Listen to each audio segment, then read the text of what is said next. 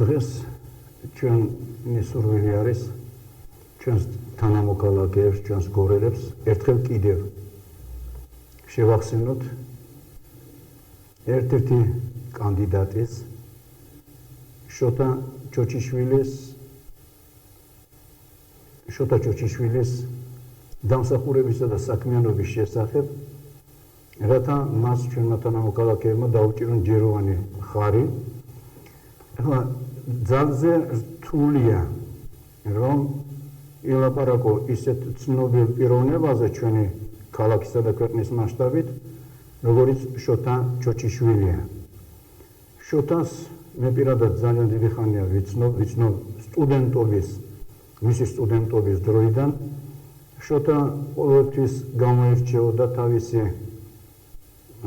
ზრდილობით, თავისი ვაჟკაცობით, თავისი მეგობრებისა თუ არამეგობრებისადმი მხარდაჭერით, მათი გვერდში დგომით, შესანიშნავი მოქალაქეობით და შემდეგში კი სახელი მოიხვეჭა მან როგორც შესანიშნავმა მოჭიდავემ.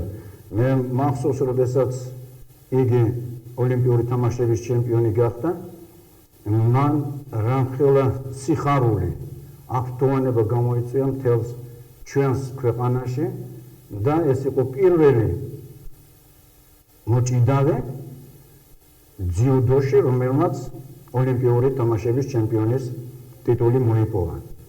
ეხლა რა თქმა უნდა, სპორტული დამსახურება ძალიან კარგია, მაგრამ იმისათვის, რაც შეჭიდებასაც დღეს შოთა აპირებს, ამისათვის ალბათ კიდევ სხვა მონაცემებია აუცილებელი. და აი ყველაფერი ეს შოთამ თავისი სპორტული კარიერის დასრულების შემდეგ განსაკუთრებით გამოამჟღავნა.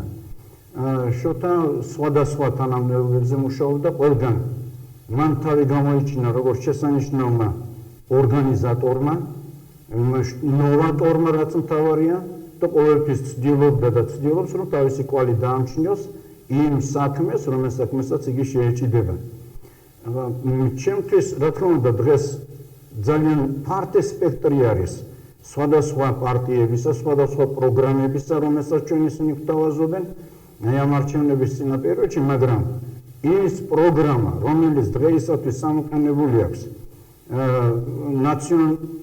ნაციონალურ დემოკრატიულ პარტიას, ჩემთვის ყველაზე ახლოს არის და ყველაზე მისაღები.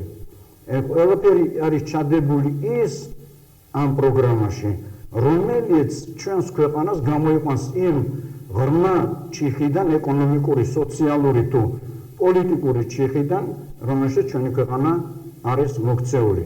და გორელი ამ პარტიის წარმომადგენლები ჩვენი დღევანდელი კანდიდატის ხელმძღვანელობით ცდილობს, რომ მონაწილეობა მიიღოს ამ დიდ საქმეში და მათი პროგრამაში მარტო ჩამონათვალიც კი, რომელსაც ისინი გვთავაზობენ, ეს რა თქმა უნდა ძალიან ბევრი თქმელია. პირველ რიგში კორუფციის წინააღმდეგ ბრძოლა, რა თქმა უნდა პედაგოგებისა და სხვა აღზრდელობითი დარგში დასაქმებული ადამიანებისათვის დახმარება და ეხლა მე მინდა გავიხსენო ამ 2 თუ 3 წლის წინათ, როდესაც ქვეყანაში ფაქტიურად ყველაზე გაჭირვებული და მდგომარეობაში პედაგოგები არიან, შოთას მიერ გაწეული დახმარება, შესაძლებელია ეს არ იყო ისეთი დახმარება,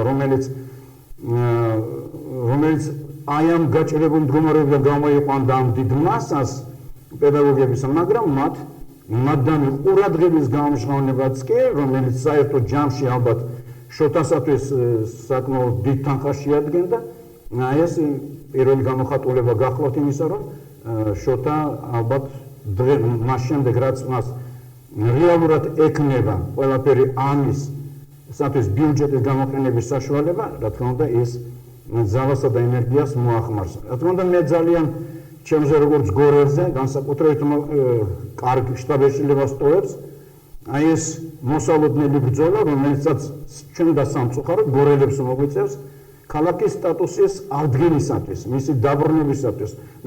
შეიძლება ითქვას პარადოქსია, რომ საქართველოს ეს ძირძველი ქალაქი დღეს უნდა იწყებდეს ბრძოლას ქალაქის სტატუსის მოპოვებისათვის, მაგრამ ჩვენს ქვეყანაში უკვე გასაკვირი ბევრი აღარაფერი აღარ დარჩა, იმდენად რომ პარადოქსებით აღსავსე ცხოვრება გვაქვს ჩვენ.